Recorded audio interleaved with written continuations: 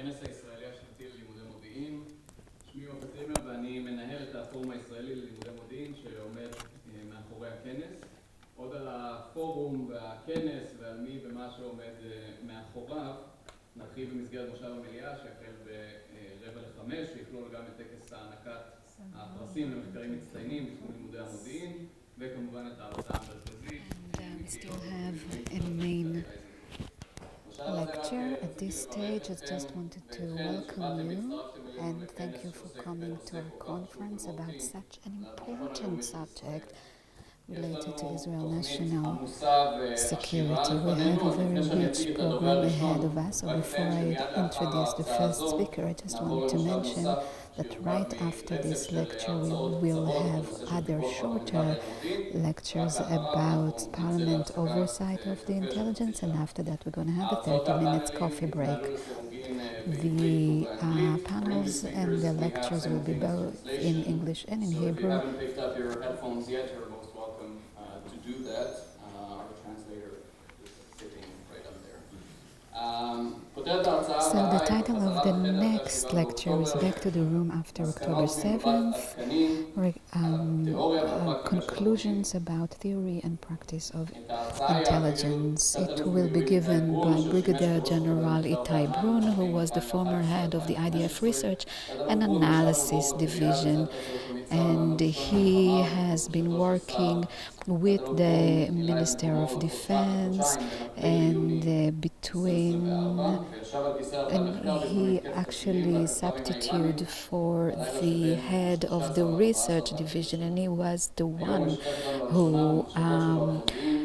was there during the Iranian missiles attack. So he will share some. Good afternoon, and thank you for the opportunity to speak here. It's a very, very interesting, impressive conference. Can you hear me all well? Thank you.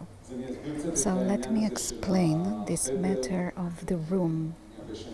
I've been involved in this practice of intelligence for many years, and in recent years I mostly teach about intelligence in different universities, and my main field of research is the room of national security. These are the rooms where politicians and political echelons meet, try to understand better the reality, to review different options, to make decisions, etc. These rooms are fascinating because of the uncertainty that is there, and of course the high price to be paid for a mistake.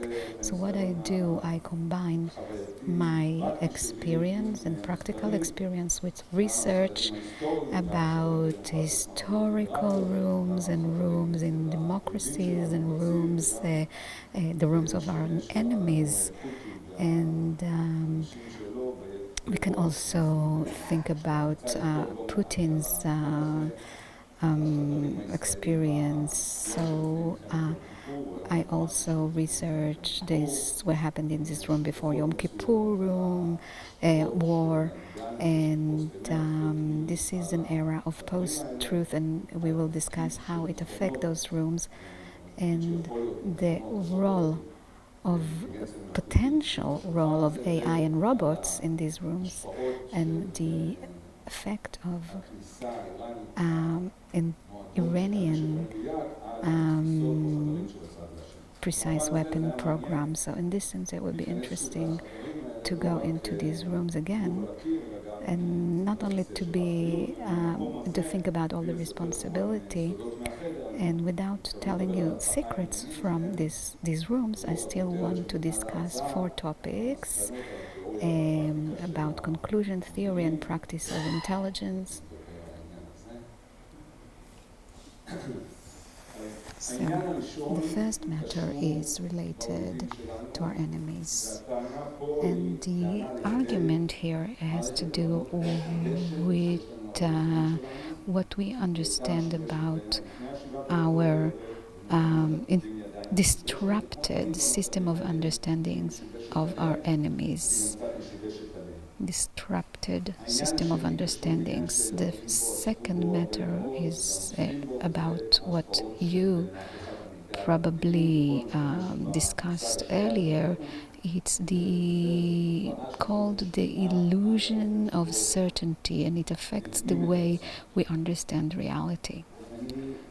And in light of that, I will also speak about something which is not commonly discussed, and it has to do about the system or the method or the culture of intelligence. I'll mostly discuss research, but it's broader than that. And then, if time allows, we'll also speak about the crisis of trust and the importance of facts and the ability to conduct some neutral analysis. But before that, let me say a few words about October 7th, the way I understand it. In the morning, when the fence was crossed, the whole Israeli conception collapsed.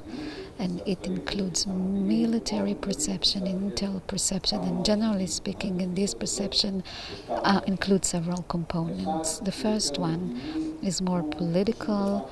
It's about the thought that we can manage and contain the problem. Other components are related to the Israeli superiority, and this is something that was very dominant in the IDF. The second perception was that Hamas was deterred, and the third one, they thought that if something might happen, it would be very minor. And another component is that we have intel superiority, which is unprecedented, and it allows early warning if in case of attack. So in this sense, the collapse of the system of perception reflects a huge gap between reality as we saw and reality in practice, and this is the main focus of this lecture. And the analysis is of the professional context, and as the title of the lecture says, it's about new insights of intelligence practice and theory. One matter is the characteristics of surprise that are relevant. The gap in the reality of perception was very, very deep and ongoing. It wasn't something that started the night before, so it had to do with operational planning, etc. And secondly, as you know, there was information, and the information referred to the plans. And the third matter is the failure to understand. That was a systematic failure. And again, I'm speaking here about the rooms where all the seniors gathered. One more thing which is very interesting, it has to do with the fact that this system of perceptions was solid until the very morning of October 7th. It actually was solid, and I think that mainly you can see that they thought that their perceptions were the right ones. So in the background you see these tragic photographs crossing the borders. We all ask ourselves, how did it happen? And that's also a question I asked myself when I went back into the room again in order to solve some of the questions. So first of all, these photographs show us that these things happen. They happen to us, they happen in other places, and the last time that Israelis tried to clarify it seriously was 50 years ago around the Yom Kippur War. And Leo Ashkenazi here you can see in the film updates the minister. There was a government meeting, and one of the ministers asks Eli Zeira, how did it happen? And that's the question that we all ask ourselves, and I will speak about this different things that are related to it. There are many causes. We already discussed it in the morning, that There are many, it has to do with responsibility, accountability, but let me focus on 4 different elements. The first one has to do with the system of understandings, and the main claim here is that our enemy in recent years have changed significantly in the way they assess the power relations with us and their ability to defeat Israel. So this change that was not understood well is caused different steps and initiatives on their behalf. In August 2022, there was the man here you see on the screen, and he recently was killed in an attack in Lebanon. He is very well known, and you can read about him online. And in an answer to one of the questions, Fuad Shukro, the senior in Hezbollah, told him, he told him the new mission after Second Lebanon War focused on building force in order to destroy Israeli military and not only to prevent them from achieving their goals. So this is the pattern. And Fuad Shukr, it's similar to 2 other things: to destroy Israeli military, not only to prevent them from fighting back, like other seniors in this system. By the way, most of these people are more or less my age, in their 60s.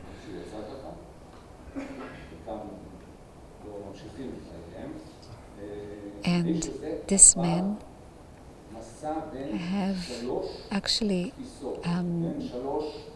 changed his perception of victory. He changed it 3 times about how victory looks like, what victory is, and how do you make sure it happens. So one perception was, and I'll speak a little bit about Hezbollah here, because they are more verbal, they talk more, and what they say reflects more or less what the other entities in the Axis, like the Houthis and the Iranians and others, believe in.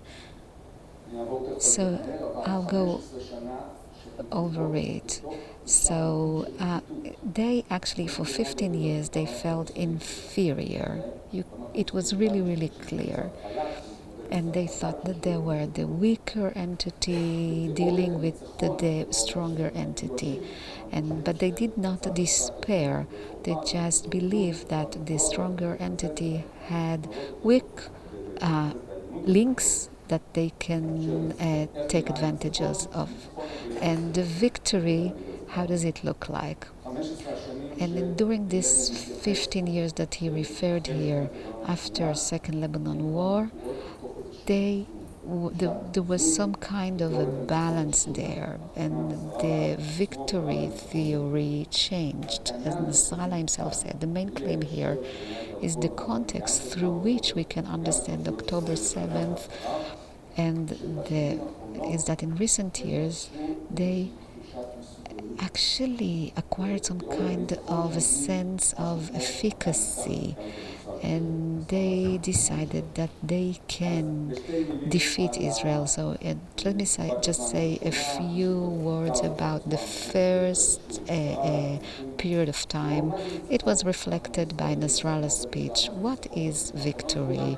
Nasrallah himself thought a lot about victory. There are many words here on the screen, but victory means that we will continue to fight, that we will not despair. Why is it a victory? Because it's part of a school of thought that says Israel will be destroyed at the someday, and we will need just to survive until then. But more than that, there is a deep idea here, a deep concept here that understands Israeli passion to decisive victory, and that we are interested in this decisive victory. This is what we need, a clear victory. And when we take it away from them, it's as if they lose.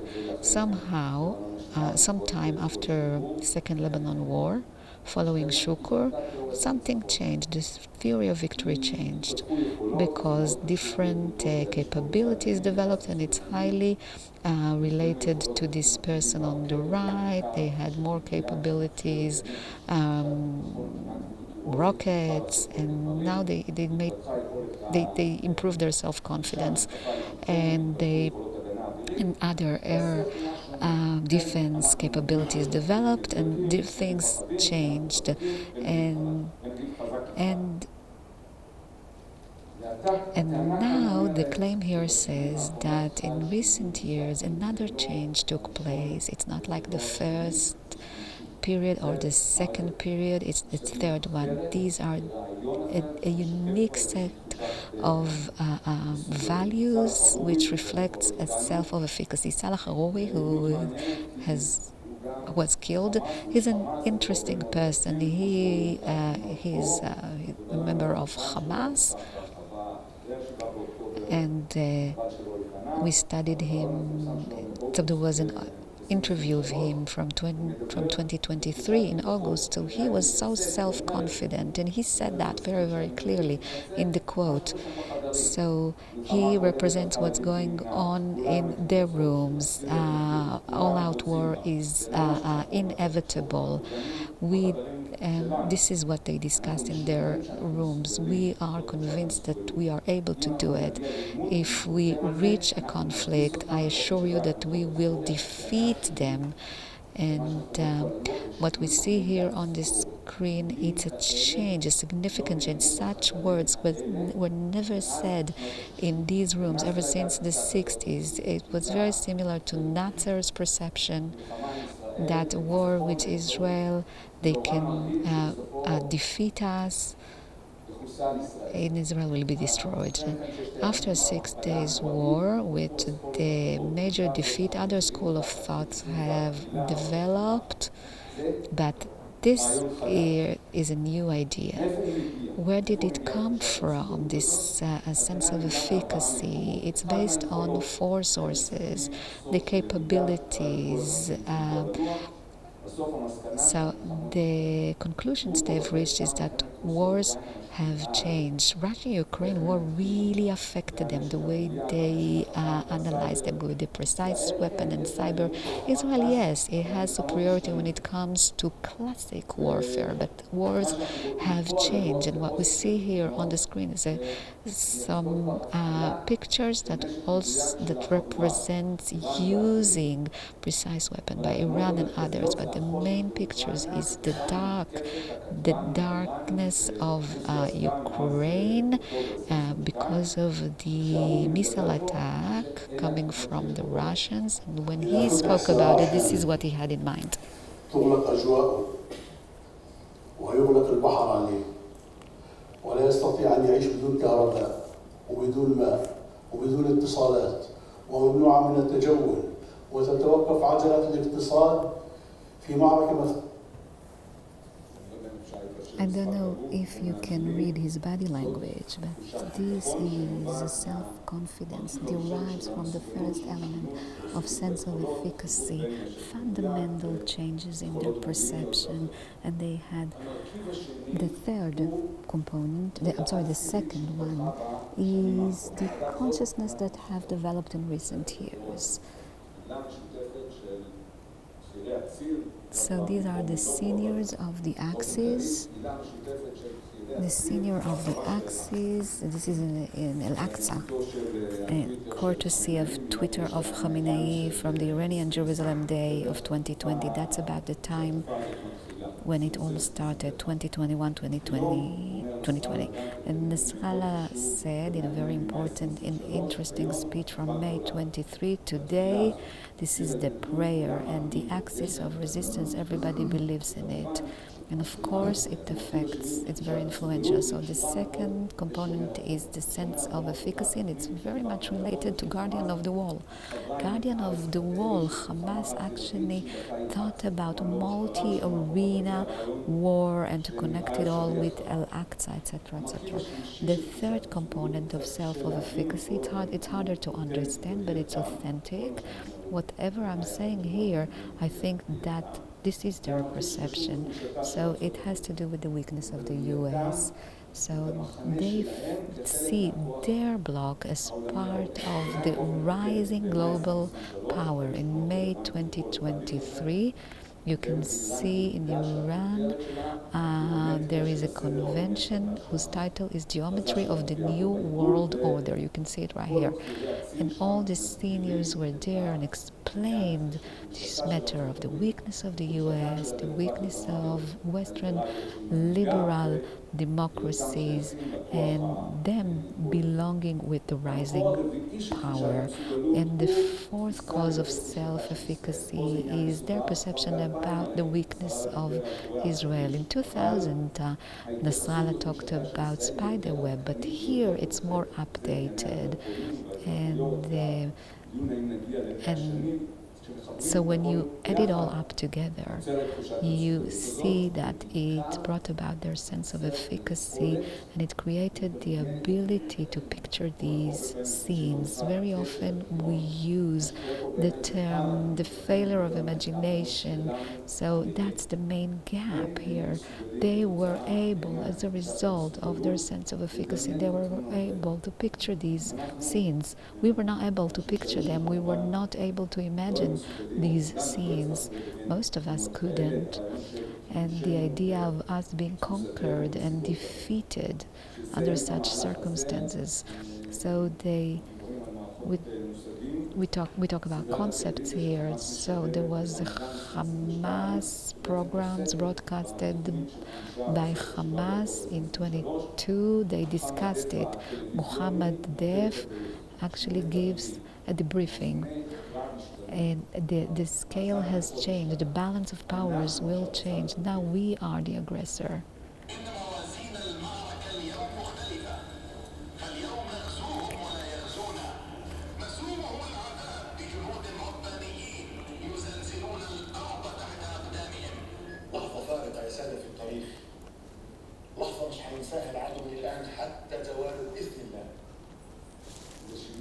It's a historical change, the ability to imagine such things and the ability to think and hope that these things will start Israel's defeat.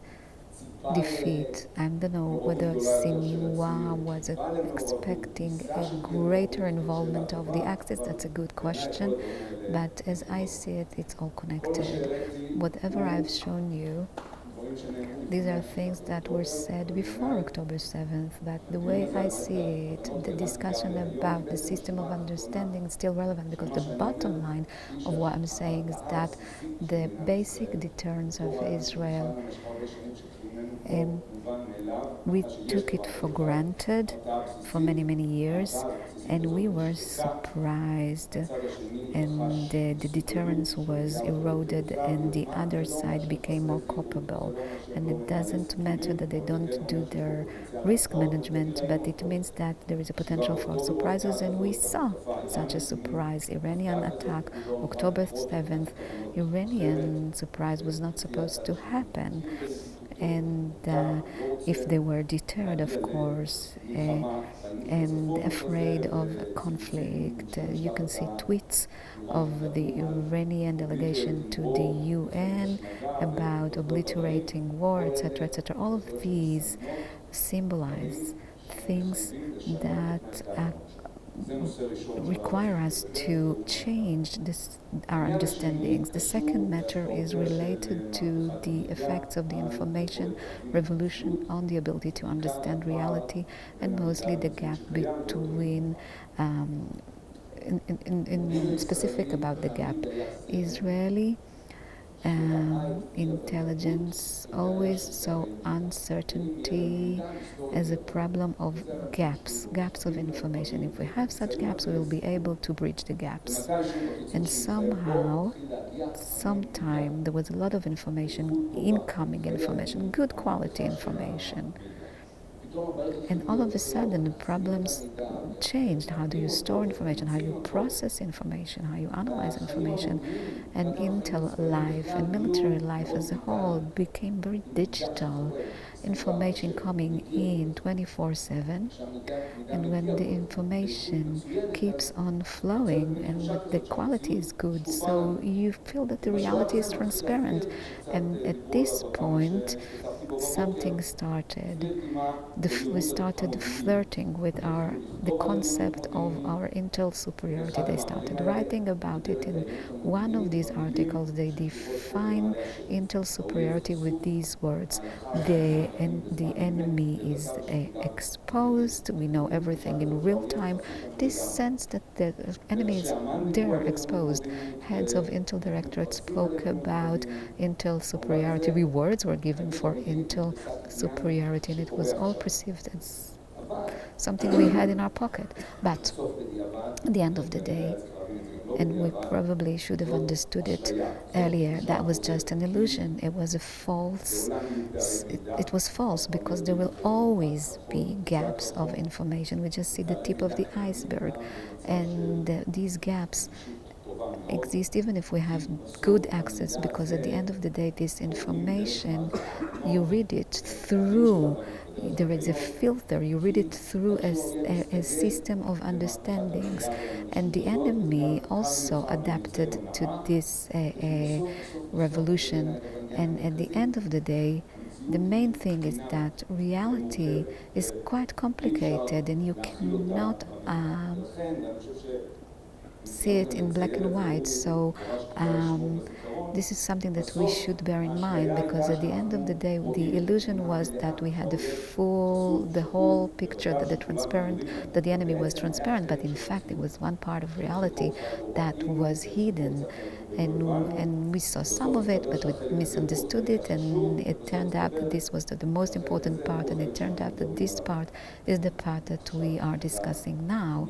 And this matter of the illusion of certainty, the sense that in fact the information revolution and the way we managed to increase our accessibility, and the illusion that the information reflects reality, that was a false illusion, and there is a gap between it and reality. So then we have to ask the question about this method, and I will speak about the research method, but it's actually it should be a broader question. But as you can see here, the main concept that I'm going to use is the concept of gap of understanding our enemies, gap between understanding of reality and reality. And now the main part of this, the main purpose of this part is to discuss something which is not sufficiently discussed.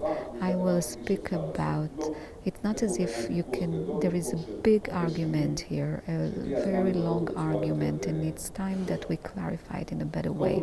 So first of all, to characterize what the threat is. Before October 7th, we started discussing the black swan as defined as an incident which is random, but it has major effect, but we can only explain it in retrospect. There's no way of predicting it. And so I think that there was not a black swan. This is something that is in the core of an intel directorate. And now the question is, and what happened here, is it a failure? Is it an intel failure, gathering information, researching information?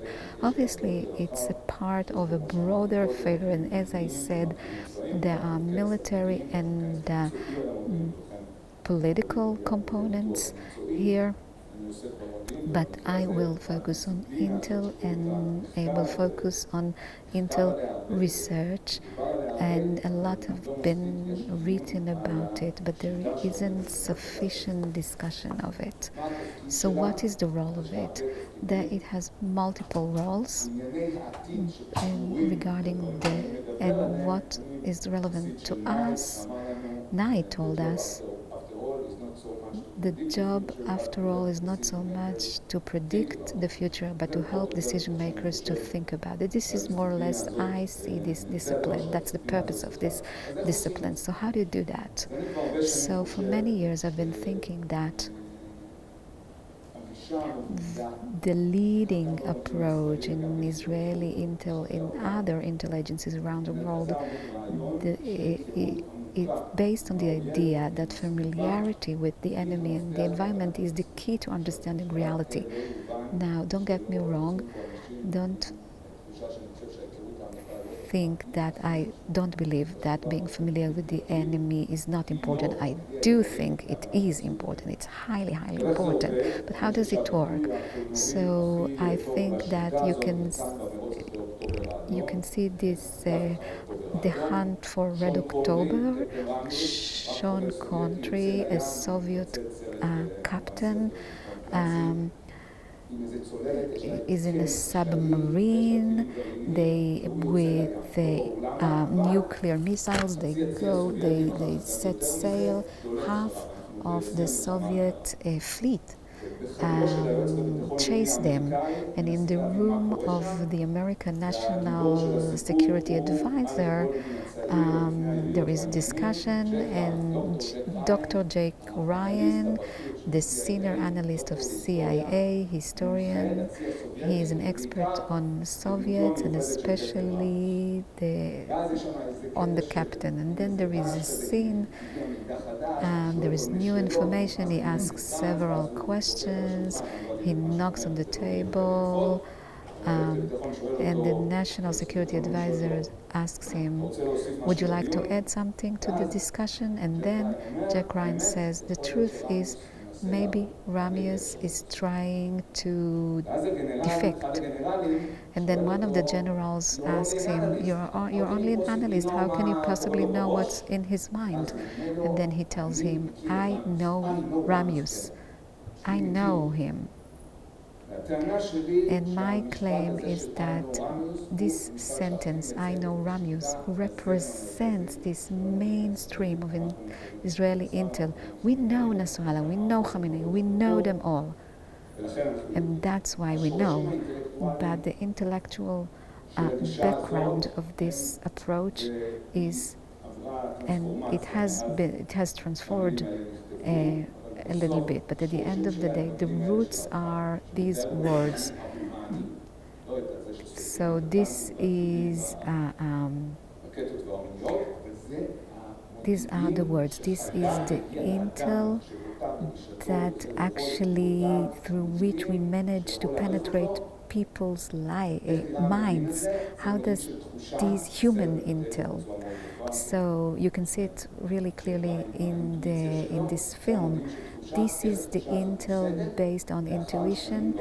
After years of hard work and studying the enemy, you get to know him, and this deep familiarity will allow you. What will allow you?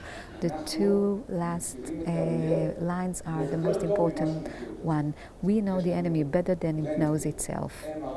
MRI, we have an X-ray. MRI, we know what they think, how they think.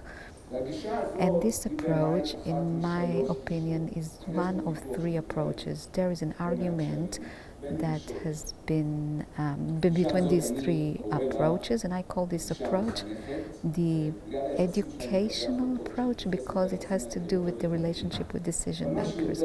But what's more important than that is that it is based on a perception that the people who believe in this approach have really high responsibility, and they have rules, and when the information gets to them, the rules are validated because the information support the rules, because most of the time things happen as they happened yesterday and the day before yesterday until something changed, and then it's a problem. There are different variations to this approach. There is a third approach, and because we don't have enough time, we're not going to talk about it. So there are different variations to this approach as well, but generally speaking, analysis of information is not a reflection of reality, but constructing of a new reality, and they believe it's all about the ability to shape reality, but we're not going to focus on that. But I think that the correct approach, it's the scientific approach. I think that this is the most correct approach amongst the three, and it says it's very similar to science. It's like science in the sense of making assumptions, hypotheses. Now, what do you do that? Refute them, validate them, but at the end of the day, that's the idea. It's like science, but more important than that, according to this approach, it's a very humble approach. It means that we don't know what Ramius think. We are an expert on Ramius, and it's best if we know about him as much as possible. But according to this approach, intel knowledge is not more than hypothesis, a fragile hypothesis. This approach really believes in different possibilities. Why do I think that it's the better one? First of all, this approach acknowledges the existence of a gap between the reality as we see it and the reality as is. Intel people who believe in this approach always try to find these gaps. And of course, it doesn't embrace the biases, but try to cope with them, and it's more sensitive. And according to this approach, there is reality, and we need to be sensitive to different signals. And for example, Guardian of the Walls was a signal. It was a very strong signal that something about our set of perceptions is wrong. What I became more sensitive towards in recent months is that for many years I also spoke about a system, but actually it's not about system. Actually it's about a culture. It's way deeper, broader, more basic and than just a system. And this is a culture which is skeptical. It believes in arguments, criticism, and it talks about surprise as a dominant component. It understands that surprise is actually characterized, it should characterize Intel research. And the main tool are competitive possibilities, hypotheses, because we need to consider some alternative understandings in order to be able to consider the signals.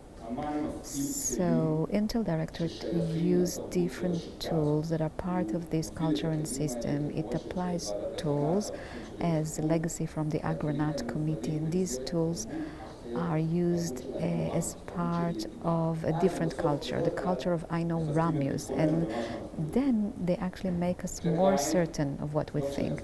Jack Ryan, we can't watch it because we don't have enough time. So next to the captain, the American captain, and the captain doesn't believe that he is trying to defect, but Jack Ryan assures him, I know him, he is trying to defect, and then he said he maneuvered, the submarine maneuvered. When he maneuvers, it will be specific and he'll get to a certain point. And then the American captain asks him why, and he tells him because that's the rule. The first about what he does. So he will go first to the right and then to the left, and the captain understands that Jack Ryan actually knows what he's saying, and then he asked him, how did you know he was going to turn right? He said, I didn't know really, it was just 50-50, so I took a bet. And now I'd like to say something, and I'd like to summarize the lecture. So in January 2019, this person on the right side, Dan Coates, he's Director of National Intelligence, and he is responsible for multiple agencies. They have a different title to this entity, but he is the leader. He decides to start his review with the words, I'm telling the people that we need to seek the truth, and this is and speak the truth, and this is a very interesting choice because it creates this analogy, the connection between intelligence and knowledge, and he actually makes another analogy. And I believe that the truth is the compass. He believes the truth is the compass, but he doesn't know. He doesn't know what will happen the following day. You cannot predict the future, but on the following day, President Trump wakes up with a very bad mood, and they spoke about North Korea and Iran and ISIS, and he, with a set of tweets, said that his intelligence people should go back to school. That's what President Trump said. So, okay, Trump says these things on social media, but I think that this tweet, especially in relation to what was said earlier, reflects something that we have to think about. This is where our theory ends. We talked about a lot about Intel failures. We talked a lot about Intel through incidents in the 20th century and 9/11, and this theory was actually related to it when what this tweet is about the collapse of the main basic framework. This framework is a framework that believes in facts. Facts cannot tell the whole story, but it believes that when you make hard decisions, you need to support them by facts. It believes in expertise, it believes in experience, the ability to conduct analysis, learning. So all of these things were undermined. And what does it do to Intel? It does three things to Intel, and that would be my final statement. So first thing it does is also a new phenomenon, the way I see it, and it's a difficulty to differentiate between truth and lie. And in the raw materials, of course, it has to do with the possibility of manipulating information. Is that a problem? The main problem? Yes, it's a major problem, but it's not the most important problem. The more important problems. So if Intel is truth, so what happened to Intel in the era of post-truth? It's a political culture where emotions are stronger than facts. So the more essential part is the general undermining of truth and the need to clarify it. So this matter, we don't have a good theory to support it, to tell you the truth. How do you speak the truth in such a situation? And the third thing is, how do you do intelligence in an era of mistrust between the political echelon and the professional echelons?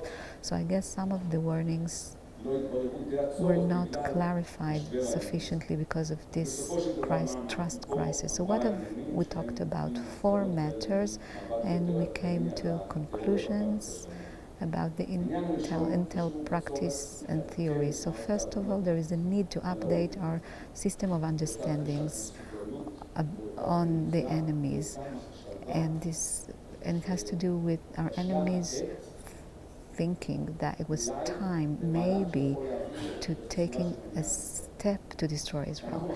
Now when we put them in the room and hear that, we can also ask ourselves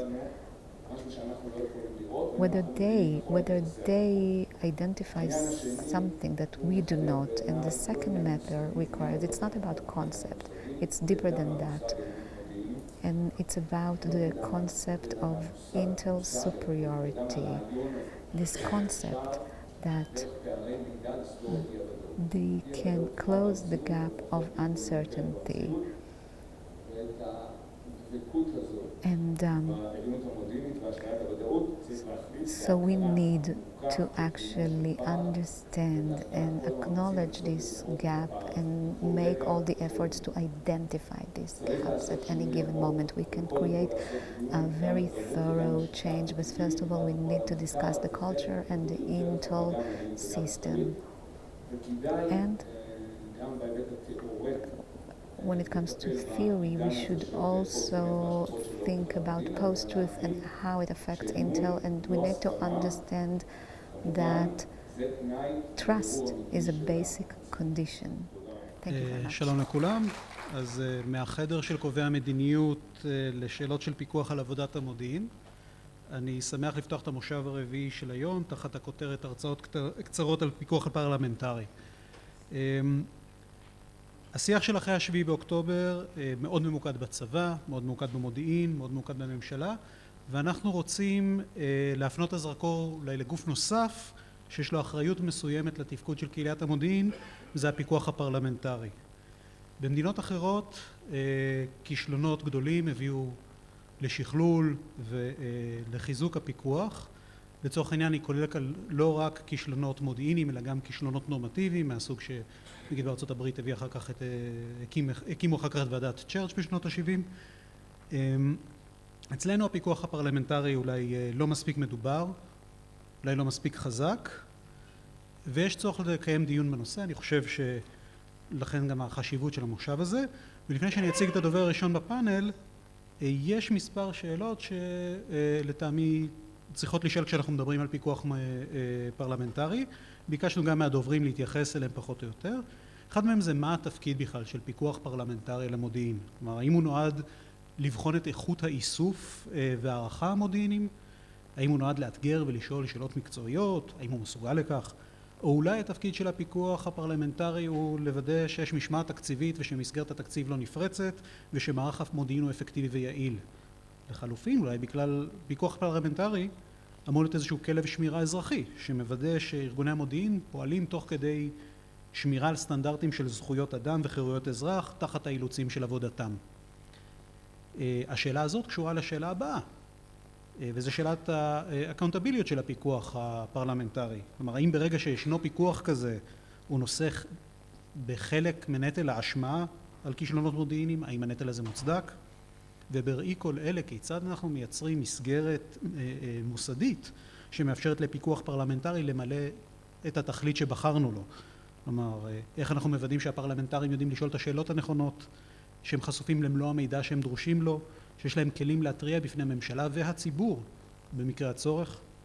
ושאלה האחרונה, איך אנחנו מיישבים את המתח שבין הצורך לרכוש את האמון של הקהילה המודיעינית, כן, בפיקוח הפרלמנטרי באופן שמקל על החשדנות וחוסר הרצון הבסיסי של הקהילה לשתף במידע,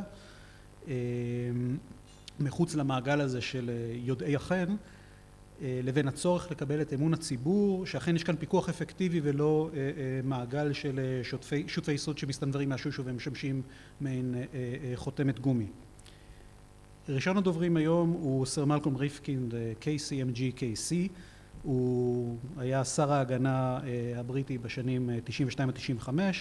כחבר פרלמנט, ריפקינד עמד בראש ועדת המודיעין והביטחון של הפרלמנט בשנים 2010 עד 2015, בתקופה שבה הוועדה עברה רפורמה משפטית משמעותית ביחס לסמכויות שלה. עכשיו, בשל הנסיבות של מציאות חיינו בשנה האחרונה, סר ריפקינד לא יכל להגיע לכנס בגופו, אבל הוא העיל להתראיין מראש, ואני מקווה שתמצאו עניין בדבריו. שנייה.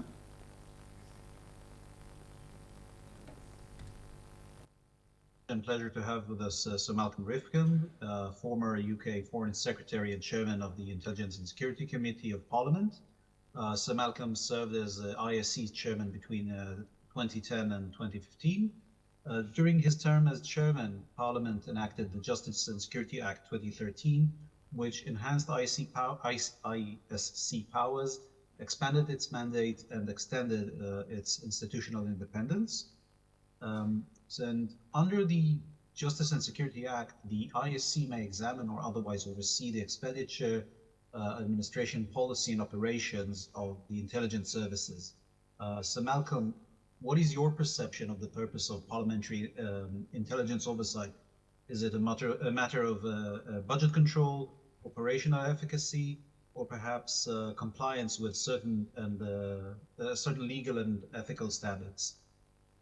Right. Well, there's a number of answers I can give to you, but let me start with what I consider to be the most important of all.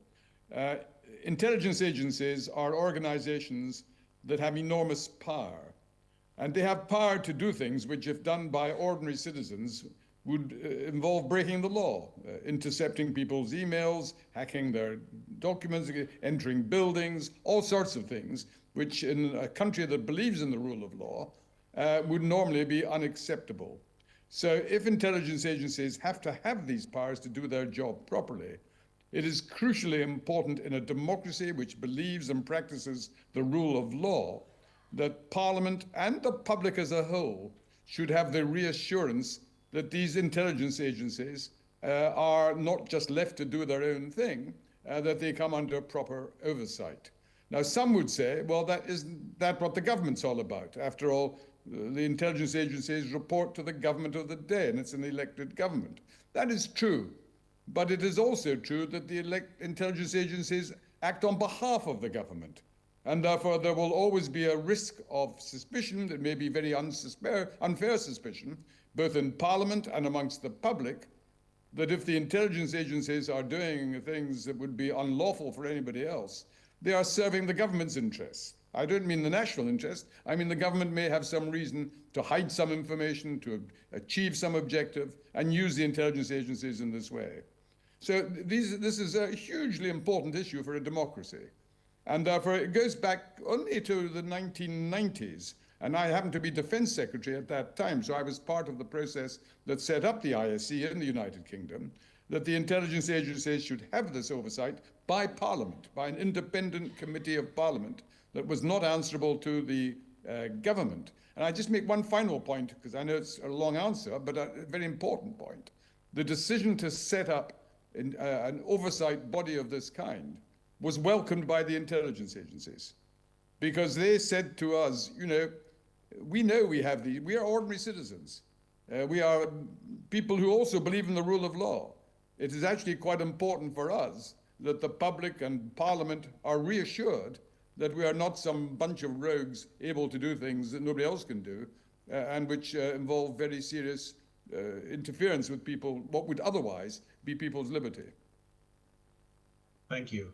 And from your experience, what would you say are the most crucial building blocks of an effective parliamentary intelligence oversight?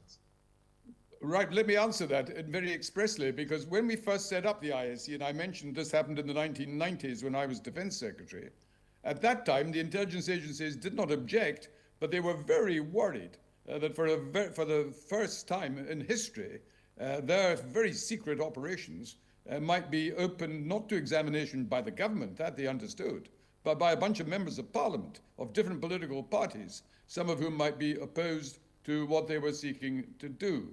So in order to get the balance that was acceptable in the 1990s, Parliament limited the powers of the ISC, which meant that although we could request information from the intelligence agencies for any inquiry we were carrying out, the important thing is request does not mean require. It was up to them whether they accepted our so-called request. Now, the intelligence agencies never refused a request, but you never had the confidence to know in these early years that they were supplying all the information they had, which would be relevant to your inquiry. They sent you a lot of secret papers, but were they sending it all? And if they weren't sending it all, was that simply because of accidental mistake, or was it because they didn't want you to see some of the documents that they might have? So that was one thing that had to be corrected, which was totally corrected by the 2013 legislation you referred to in your opening comments. Now the ISC can require MI6, MI5, GCHQ to provide any information they have that is relevant to our inquiries, and they cannot refuse that. The other big change was that the original legislation allowed us to look into the financing of the intelligence agencies and various other things of that kind, the manpower and so forth. It did not mention operations. Now, of course, operations are exactly the most controversial area of all. And that was not something which the ISC at first was given the power to investigate. We could investigate it, but only at the request of the Prime Minister of the day, who might say, for a particular matter, we would like you to investigate this. That we could do. But that was not acceptable as a limit on our powers. That too was changed in the 2013 legislation, which now allows us to investigate all the operations of the intelligence agencies, subject to one caveat, which we ourselves agreed willingly. We must do so retrospectively. We do not try to examine operations that are going on at that very time. That would put an intolerable burden on our intelligence agencies if they had to simultaneously be dealing with our inquiries, giving evidence and matters of that kind. So our task is not to be the government. We're not running the agencies, but our task is when we investigate something they have done or are proposing to do, then we have the powers that I've referred to. But it's usually retrospective, and we don't make any apology about that. We think that is entirely reasonable. Many other reasons I could give you, but I think for the purpose of your question, I will stop there. Thank you. Intelligence oversight requires trust from both the public and the overseeing intelligence agencies. You kind of mentioned it earlier. How did the ISC handle these challenges?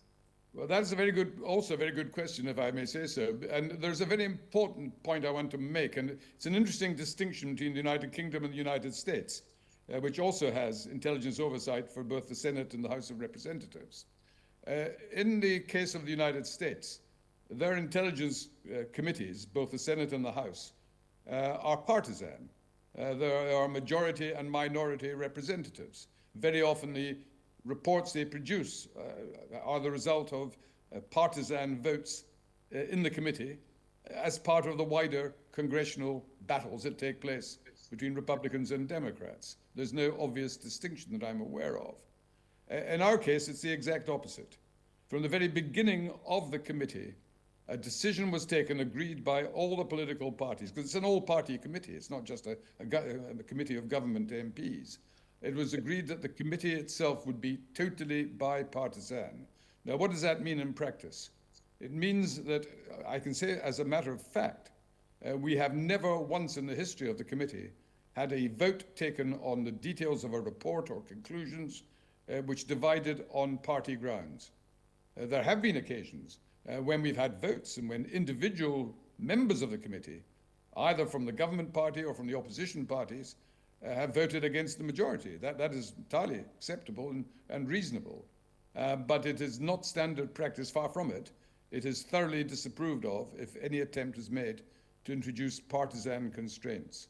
And that is, I think, a crucial way in which we enhance the trust of the Parliament as a whole, but also of the wider public, that our reports and our conclusions, our criticisms, or sometimes our exonerations of the intelligence agencies are not simply serving the interests of the government of the day. And can I perhaps just add this point at the moment, because it's very relevant. We don't just see the role of the Intelligence Committee as being to criticize intelligence agencies when they do something dumb or foolish or improper. It's also our responsibility, if they are being accused, either in the media or in Parliament, unfairly. If we conclude that the criticisms are unfair and unjustified, and we've had, I can give you examples of that, then we can produce a report very quickly, making that clear.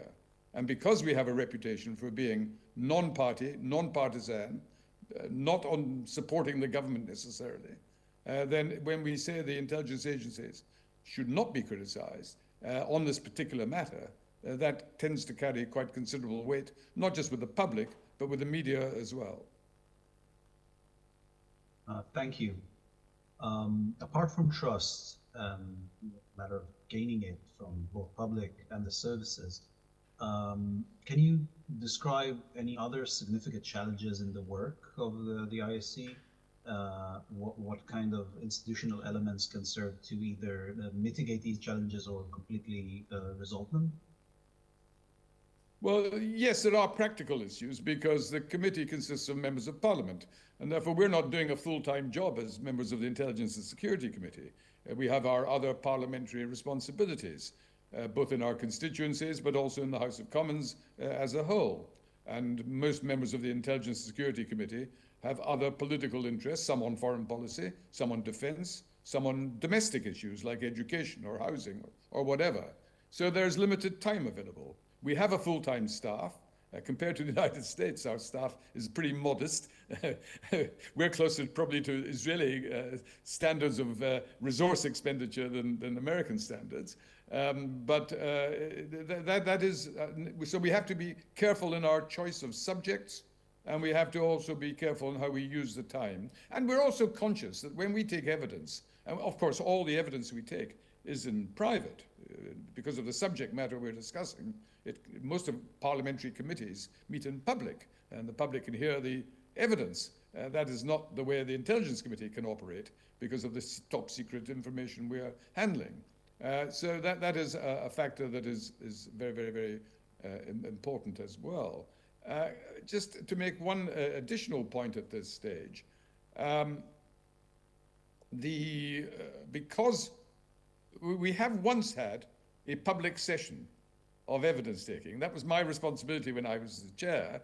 I decided that not all the time, but very, very occasionally, it was right that the heads of the intelligence agencies should meet the Intelligence and Security Committee in front of the television cameras.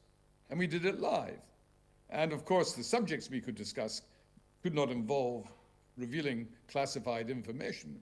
But there are many security issues you can discuss with intelligent people who run intelligence agencies, which can deal with real discussion and real points of view, but which do not reveal classified information. And we did that, and it was a rather risky type of operation. It's not been repeated by my successors. I think the intelligence agencies themselves were a bit nervous about it, because you never know what might be said. But it shows that we were trying to explore new frontiers. Thank you very much. I hope that's of help to you. Thank you very much. It's just sorry I can't be in Jerusalem itself, or Tel Aviv. Next year in Jerusalem, then.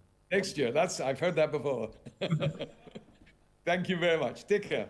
You too.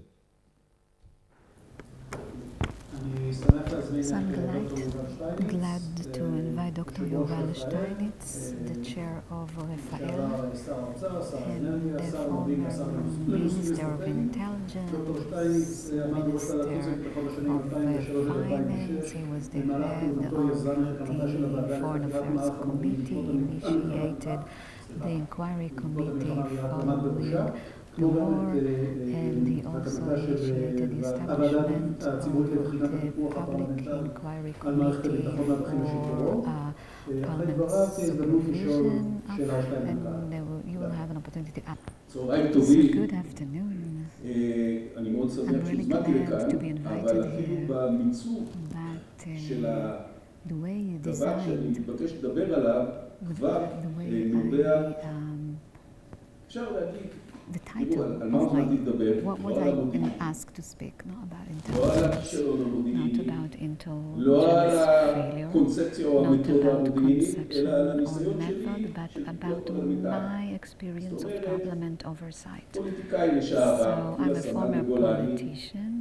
I was not such a great fighter in Golani, so I'm here to speak about my experience. So thank you for giving me this opportunity, but as you know me, I will speak about this, but I cannot separate Parliament oversight from other essential topics. I was listening to Itai's wonderful lecture, and I listened to the British official.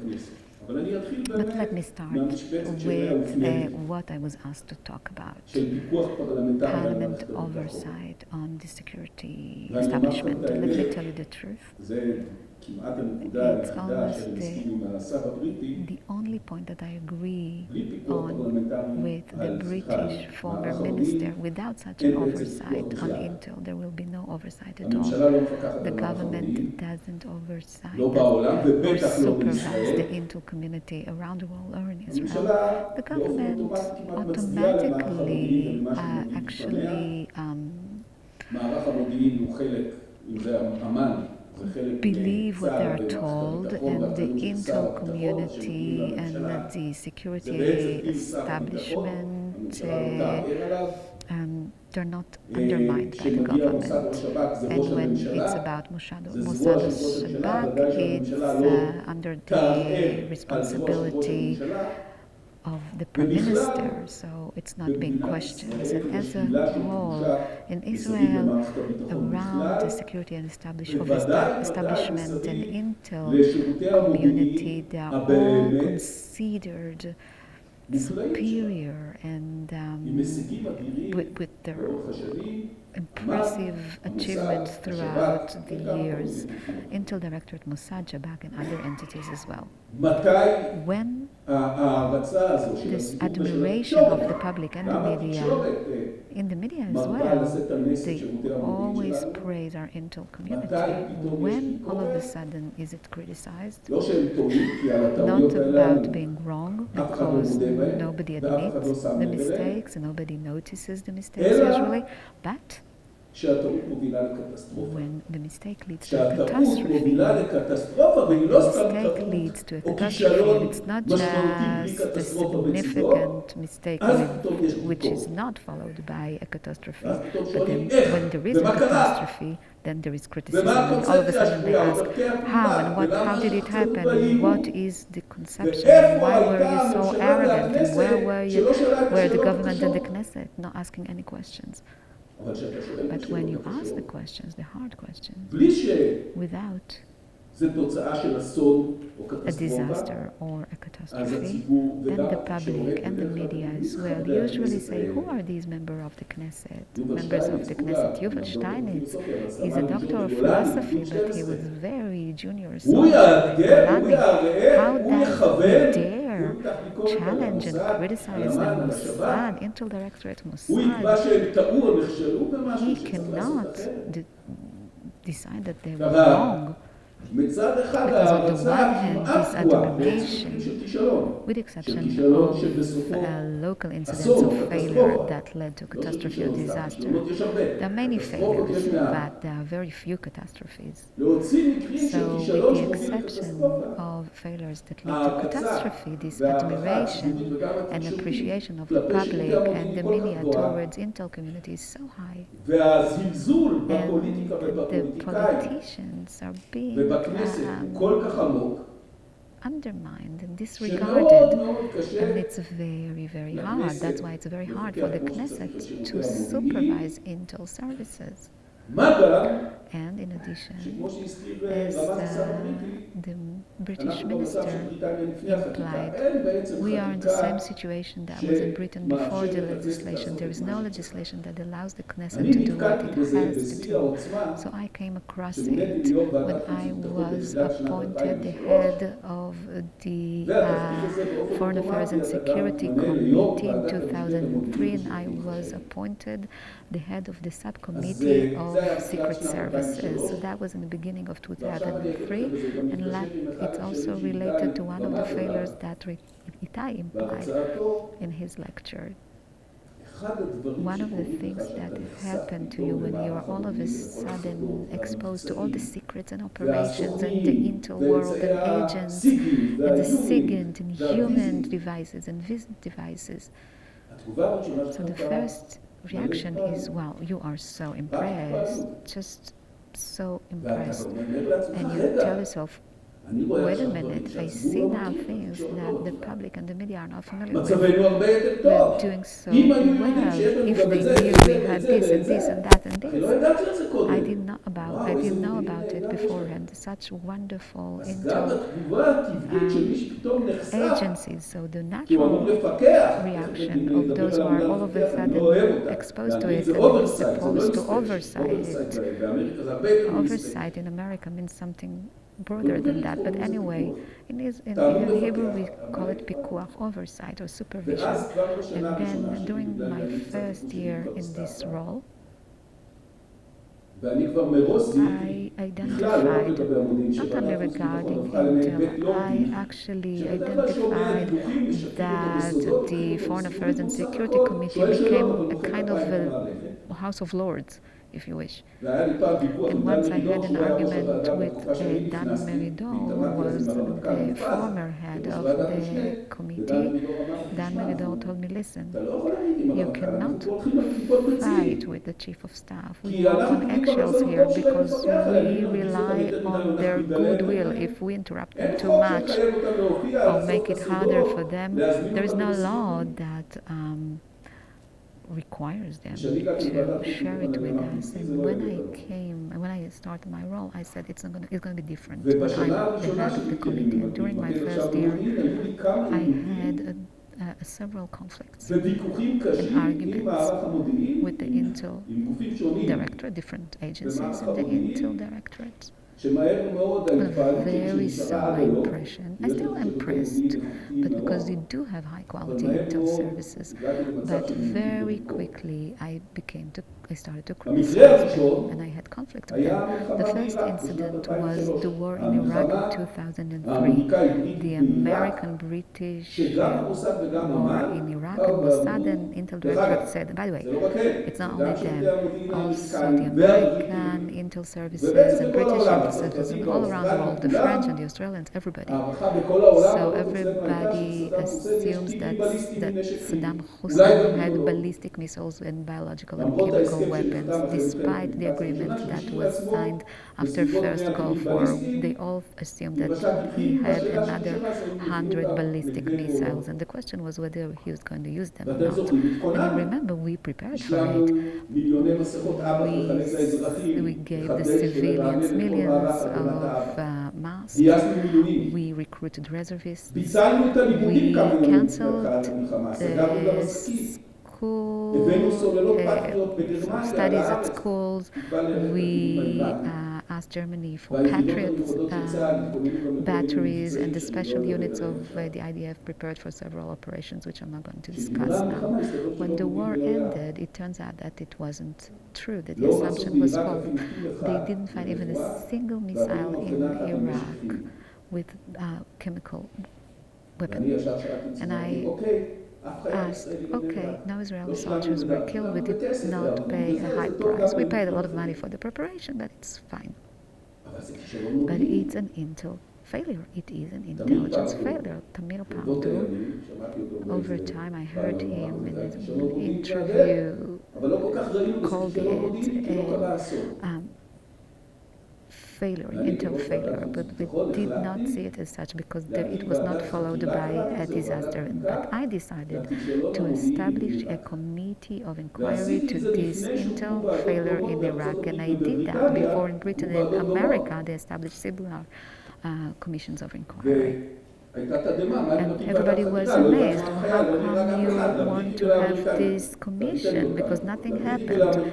The British and the Americans lost people, so let them start a commission. But why do we need to do that? So that was the first incident. The second incident was the Tenenbaum affair. Usually I had good relationship with Sharon. By the way, this time he even supported my decision to establish the inquiry commission. I was supported by Sharon, the previous prime minister. The main argument was that I was not authorized to do it, to establish an inquiry commission. So everybody said I was not allowed to do it. I said, it doesn't say, because it's very obvious, so it doesn't say that I'm entitled to initiate such a commission, because it's very, very obvious. The second incident was the Tenenbaum affair. We had an argument not about returning Tenenbaum to Israel and the deal, but we also argued about, at the end, after Tenenbaum came back to Israel, and the conclusion was that he did not expose the main secret. I'm not going to go into it because this is one of the main questions that were discussed. But we claimed, contrary to the position of IDF and Shabak, We said the picture that you are clinging to is impossible.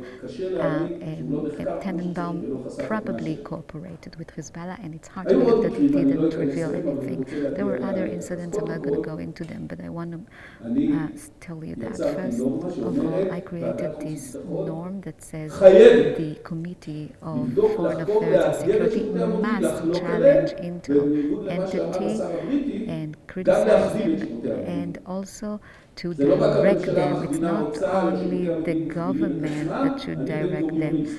I am a follower of Ben Gurion. Ben Gurion wrote in his book, in one of his books, he wrote about the security establishment, but referring to the Intel, he said that the IDF should not determine the structure of the Intel establishment. It's the role of the Knesset and the government. And Ben Gurion said the government and the Knesset need to design the IDF and the security doctrine.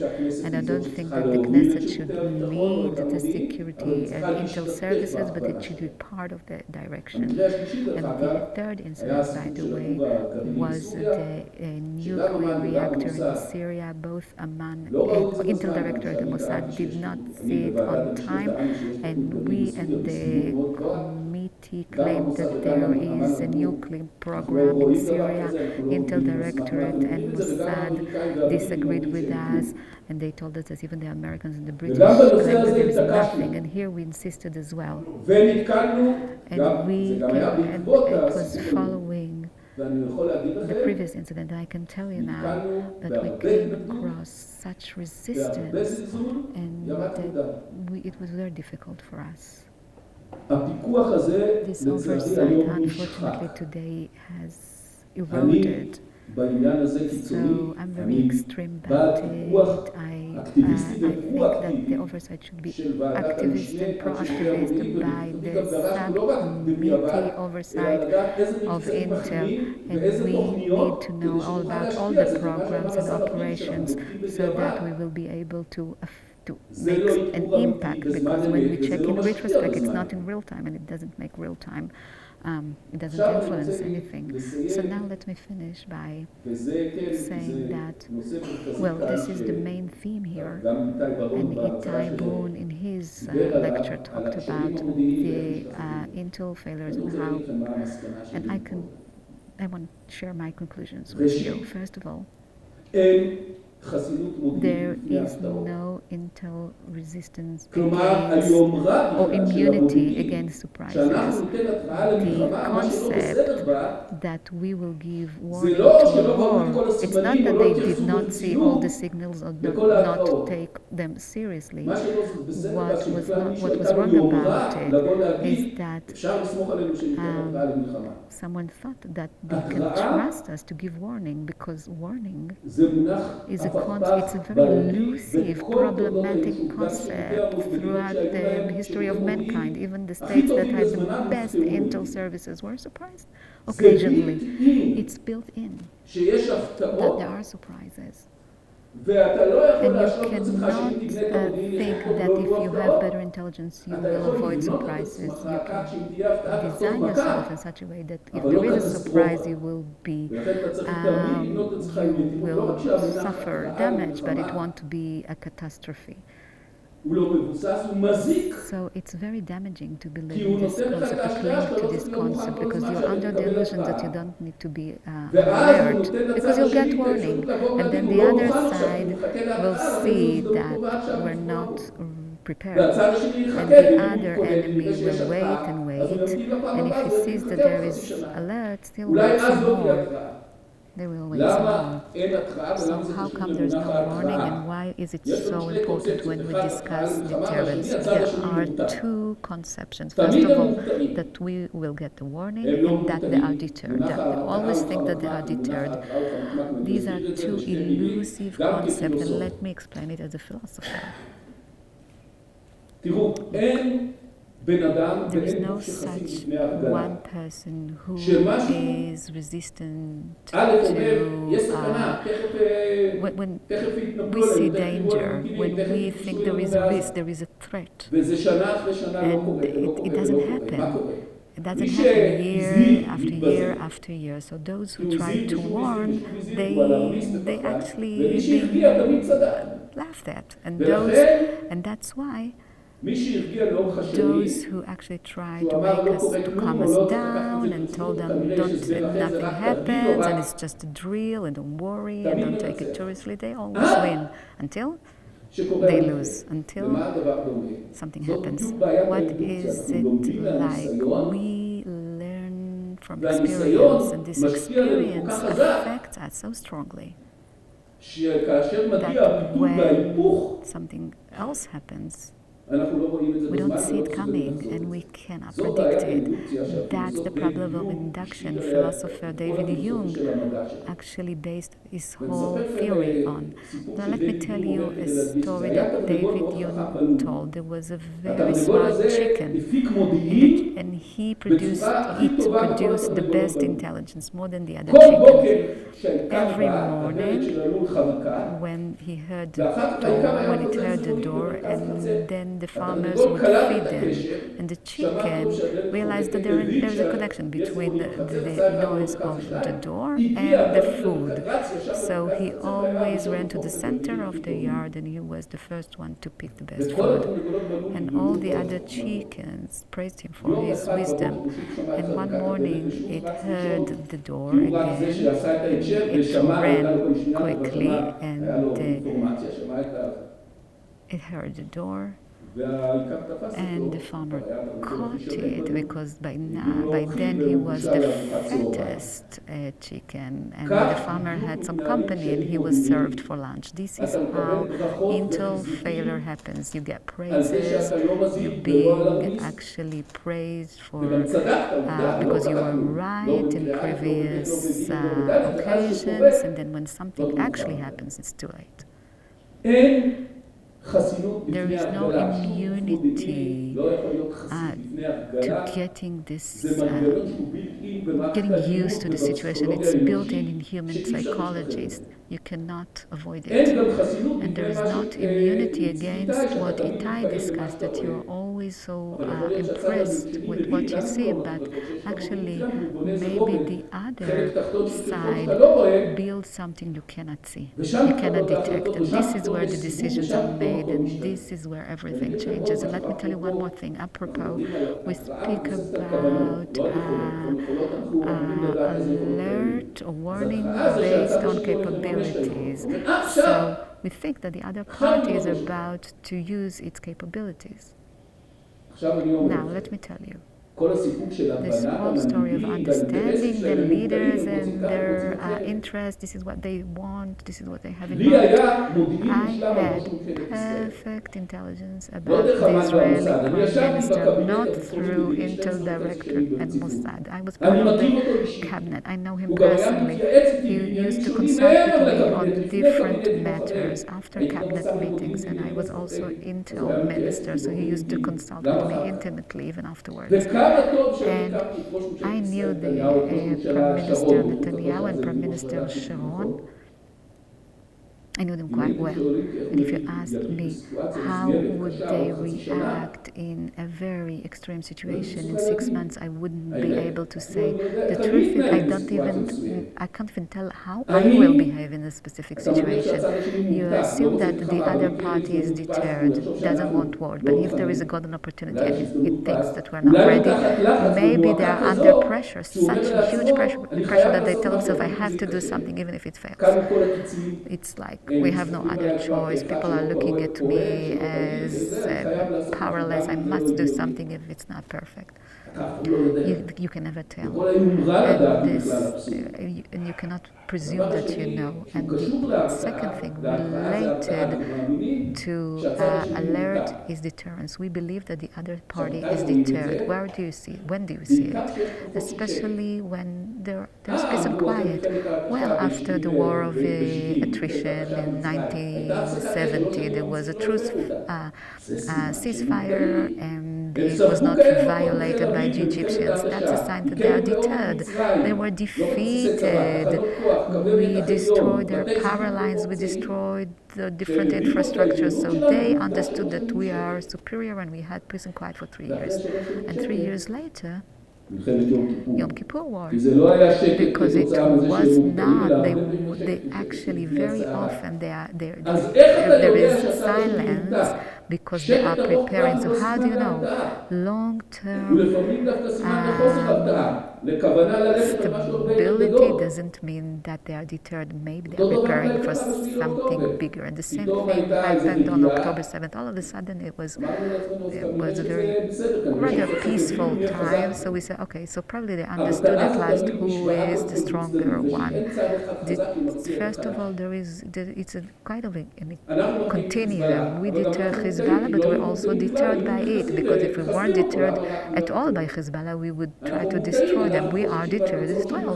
We are concerned about the results of a war. We do not want to pay the price, and the same is true for them. It's always two sides. It's not as if one side is deterred and the other is deterring. And there are other elements there as well that are including opportunities that might be lost, and thinking about superiority. When you have wonderful intel or weapons that the other party is not familiar with, you convince yourself that they are not familiar with it.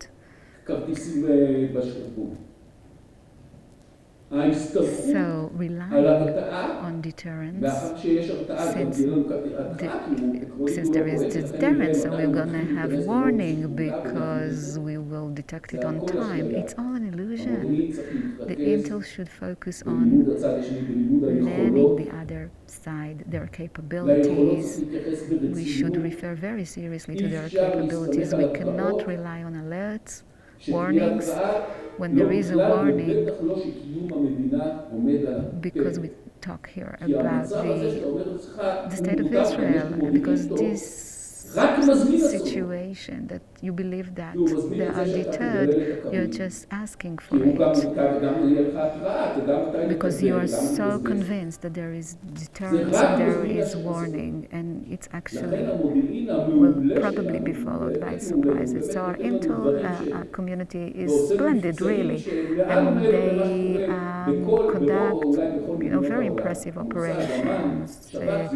Mossad, Shabak, Intel Directorate, these are very excellent entities, but if we expect them to give us alert before war, give us warning, the damage might be very, very high. And if we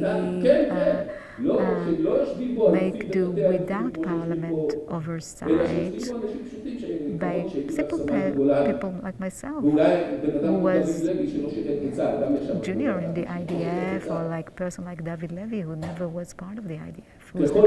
So if we undermine the Knesset, if we do not allow real Parliament oversight, and also it's the responsibility of the Knesset to do it, I can tell you, I can assure you, that intel services, without oversight, without real challenging, and the most appropriate entity to oversight it is the subcommittee of the Foreign Affairs and Security Committee of the Knesset. If you undermine it, it's a recipe for another disaster. We have excellent intel, but we should not we should be very careful, because even the best intel in the world will sometimes fails, including when it comes to giving warning before war. And even if it improves it now, because now they will start improving it, and now they will be certain again that we're going to have warning before another incident. And I can tell you that there's a good chance we won't have warning again. Thank you very much.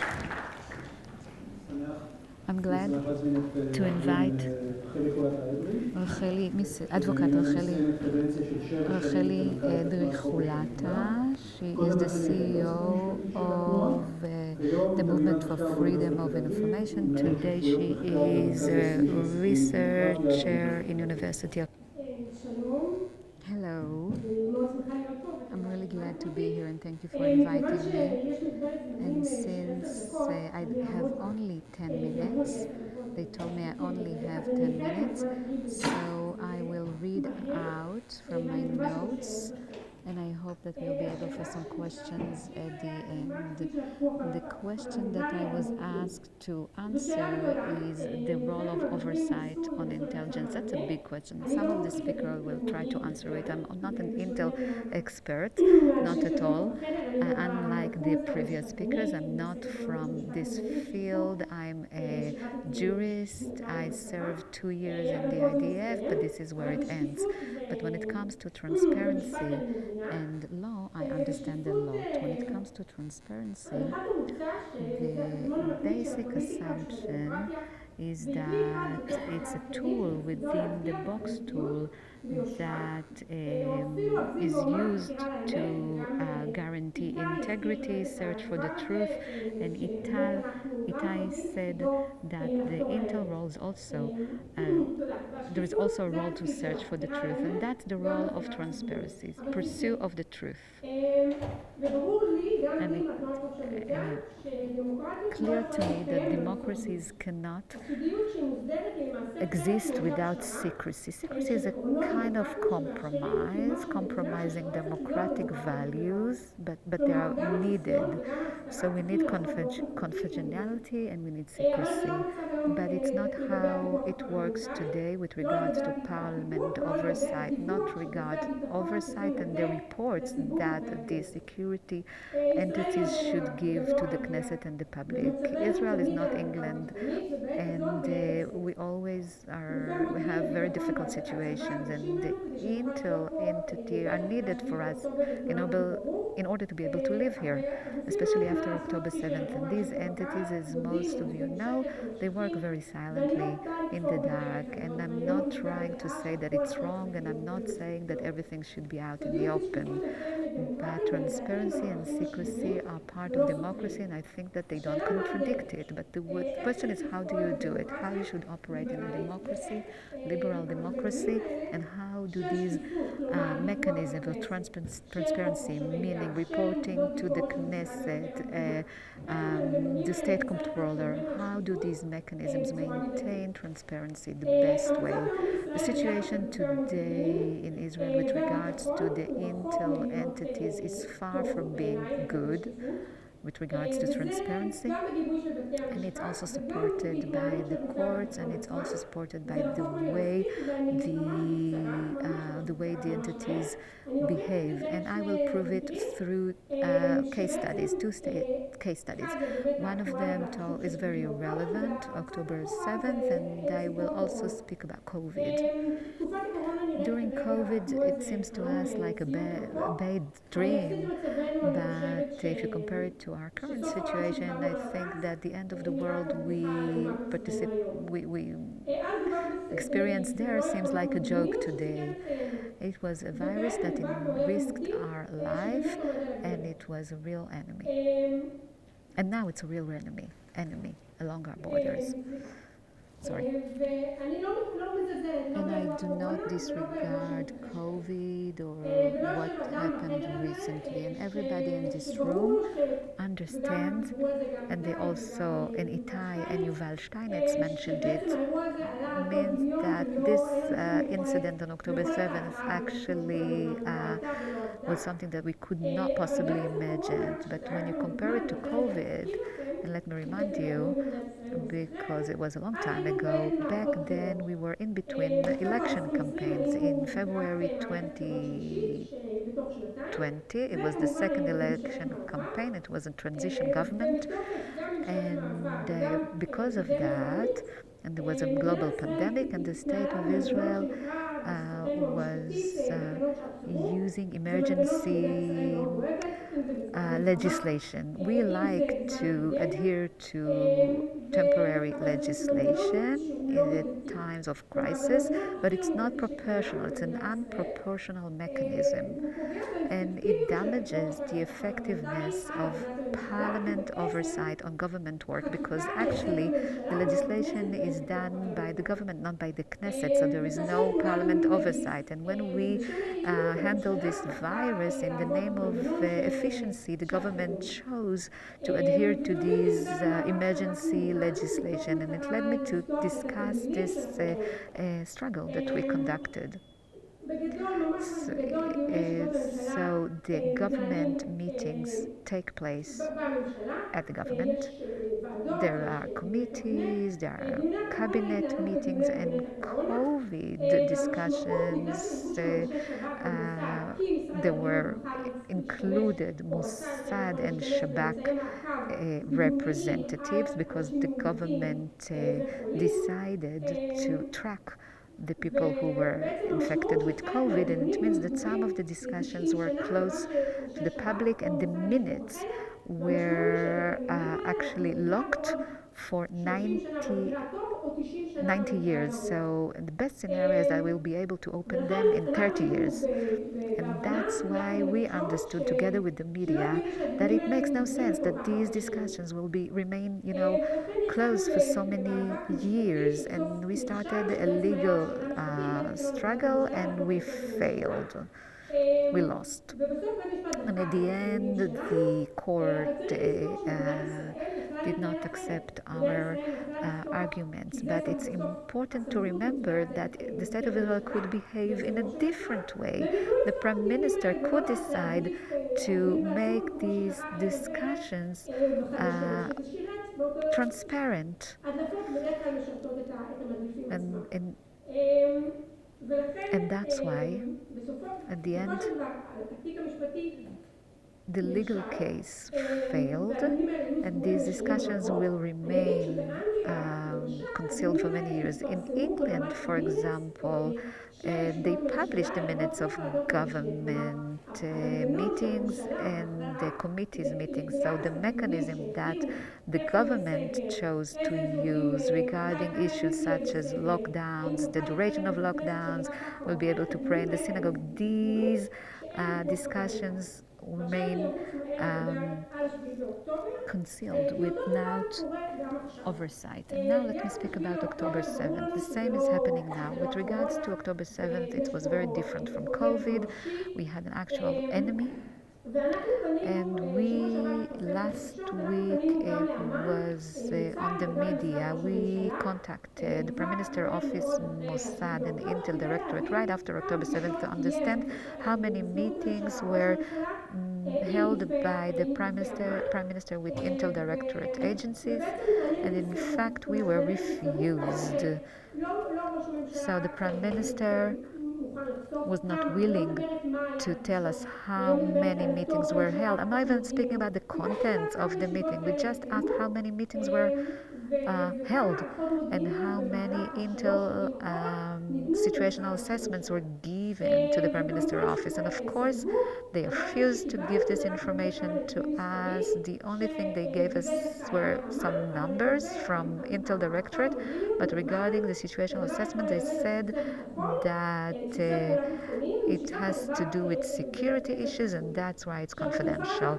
Now, these statements repeat itself. This is the same answer the Ministry of Health gave us or the Ministry of Education gives us, and they do not share the information. Now, since I don't have a lot of time, I'm not going to give you further examples of Parliament oversight because we don't have time for that. But basically, I hope that I managed to prove to you that eventually when such entities work in a very confidential way and they conceal everything when it's not even needed, and we can handle COVID in a completely different way like they did in other places around the world. So it's very too easy to use excuses such as security reasons, and it's easier to actually talk about the fact that all of us are so panicked right now after October 7th, and it's very convenient, and all these mechanisms are used to work behind closed doors. But eventually, when they actually use these security excuses, even if it's very efficient, it has long-term effects of decreasing public trust, and then it's very, very difficult to rebuild it. Am I on time? Well, yes, okay. I really tried to make the deadline. Thank you very much.